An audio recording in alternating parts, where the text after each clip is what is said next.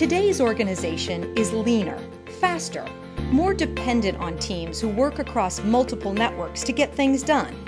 Success depends not only on technical skills, but on our ability to communicate, collaborate, and influence. Motivation comes from a shared goal. We actually have worked with Dale Carnegie to do a lot of customized training. So we have training at multiple different levels. And really, all of the training is focused on teaching emerging leaders on how to lead through what is more and more aggressive and fast-paced change. We have a consistent set of behaviors. And one of the things that we've learned through Dale Carnegie is you've got both your external clients, but you have your internal clients too.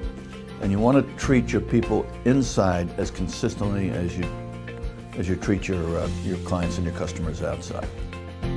Research indicates that up to 85% of our success in a socially networked world depends on the attitudes and soft skills that connect all of us at our core. These skills are the foundation of effective communication. They build what we call relationship capital. No less valuable an asset than money in the bank or machines on the plant floor, relationship capital is at the heart of a network of people who work well together. It is the cornerstone of trust.